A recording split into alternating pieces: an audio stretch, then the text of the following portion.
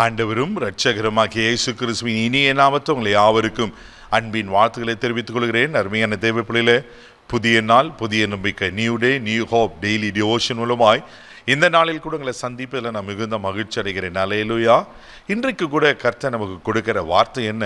உபாகம் புஸ்தகம் 28ஆம் அதிகாரம் 1வது வசனம் கூட நாம் வாசிக்க கேட்போம். உன் தேவனாகிய கர்த்தர் பூமியிலுள்ள சகல ஜாதிகளிலும் உன்னை மேன்மையாக வைப்பார். ஆமென். உன் தேவனாகிய கர்த்தர் பூமியில சகல ஜாதிகளிலும் உன்னை மேன்மையாக வைப்பார். அல்லேலூயா. நம்ம ஆண்டவர் யார் தெரியுமா? அவர் மேன்மைப்படுத்துகிற கர்த்தர். நம்மளை மேன்மைப்படுத்தி உயர்த்தி அழகுபடுத்தி நம்மளை அலங்கரித்து பார்க்கறது தான் நம்ம ஆண்டவர். உலகம் என்ன யோசிக்கும்? இவன் எப்போ கீழே விழுவான், இவன் எப்போ நாசமாக போவான், இவனுக்கு விரோதமாக எப்போ தீங்கு நடக்கும், இவன் எப்போ தரித்திரம் அடைவான், இவன் எப்போ பிச்சைக்காரனாக மாறுவான், இவன் எப்போ நோய் வாய்ப்பட்டான், எல்லாமே எதிராக தான் உலகம் யோசிக்கும். ஆனால் கர்த்தருடைய பார்வை, கர்த்தருடைய யோசனை உங்களை குறித்து, என்னை குறித்து என்ன தெரியுமா இருக்கு? தேவப்பிள்ளை, நான் மேன்மையாக இருக்கணும். ஹல்லேலூயா.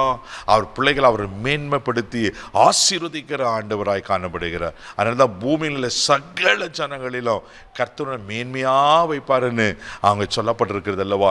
இன்னைக்கு கர்த்தர் உங்களை பார்த்து சொல்றார், எங்கே தலை குனிஞ்சிருக்கிறீங்க, எங்கே அவமானப்பட்டிருக்கீங்க, எங்கே வெட்கப்பட்டிருக்கீங்க? ஒருவேளை வேலை ஸ்தலத்தில், உங்கள் குடும்பத்தில், உங்கள் சொந்தக்கார மத்தியில் இன்னும் நீ இப்படி தான் இருக்கிறியா, இன்னொன்று திருமணம் நடக்கலையா, இன்னொன்று வேலை கிடைக்கலையா, இன்னொன்று பிள்ளை இல்லையா, இன்னொன்று கோர்ஸில் போய் ஜாயின் பண்ணல, ஒருவேளை எதெல்லாம் சொல்லி உங்களை அவமானப்படுத்தி தலைகுனி வரைக்கிறாங்களோ அதே இடத்துல கர்த்தர் உங்களை மேன்மையாக வைப்பார். இதை நம்புங்க தேவ பிள்ளைகளே. ஹல்லேலூயா. யோசுவாவின் புஸ்தகம் 4ஆம் அதிகாரம் 14வது வசனம் கூட நீங்க வாசிப்பீங்கன்னா கர்த்தர் யோசுவாவை மேன்மைப்படுத்துகிறார். வாசிக்க கேட்போம். அந்நாளில் கர்த்தர் யோசுவாவை சகல இஸ்ரவேலின் கண்களுக்கு முன்பாகவும் மேன்மைப்படுத்தினார். அவர்கள் மோசேக்கு பயந்திருந்தது போல அவனுக்கும் அவன் உயிரோடு இருந்த நாளெல்லாம் பயந்திருந்தார்கள். ஹல்லேலூயா. யோசுவாவை ஆண்டவர் இஸ்ரவேலின் கண்களுக்கு முன்பாக மேன்மைப்படுத்தினாரா? மேன்மைப்படுத்த மாத்திரமில்ல, எப்படி ஜனங்க மோசைக்கு பயந்தாங்களோ அதே போல யோசுவாக்கும் பயப்படுறாங்க. ஹல்லேலூயா. ஏன்னா மோசே ஒரு நல்ல தலைவனாக இருந்தார், அநேக அற்புத அடையாளங்களை செய்தார். அதை பார்த்து ஜனங்க பயந்தாங்க. ஒரு காலத்தில் மோசைக்கு விரோதமாக முறுமுறுத்தாங்க, கல்லெறிந்தாங்க. ஆனால் ஆண்டவர் செய்கிற அற்புதங்கள் அடையாளங்கள்லாம் பார்க்கும்போது மோசைக்கும் பயப்படுறாங்க. அதே போல தான் யோசுவாவை கொண்டு ஆண்டவர் பலத்த கிரியைகளை செய்தார். தேவனுடைய பிள்ளைகளா, யோர்தான் கரை புரண்டு ஓடுகிற காலம். அப்படிப்பட்ட காலத்தில் இப்போ யோர்தானை அவங்க கடந்து போகணும். அப்படிப்பட்ட நேரத்தில் யோசுவா என்ன செய்வார்னா, ஆசாரியர்களை முன்னாடி நிற்க வச்சு ஆசாரியர்கள் உடன்படிக்கை பெட்டி சுமந்து அந்த யோர்தானில் காலை வைக்கும் போது அந்த யோர்தான் குவியலாக்கப்பட்டது. ஹல்லேலூயா. யோர்தான் குவியலாக்கப்பட்டு அவங்கள வழிவிட்டு யோர்தானை இங்கே கடந்து போகிறாங்க.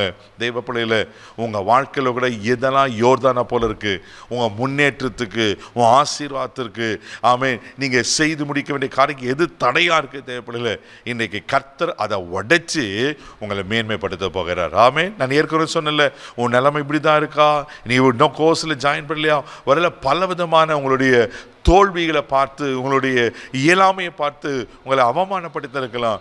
கர்த்தர் இன்னைக்கு எல்லாமத்தை பிரேக் பண்ணி ஆண்டவர் என்ன செய்யறன்னா உங்களை மேன்மையாக வைக்க போகிறார். ஹல்லேலூயா. இதை நம்புங்க தேவ பிள்ளைகளே.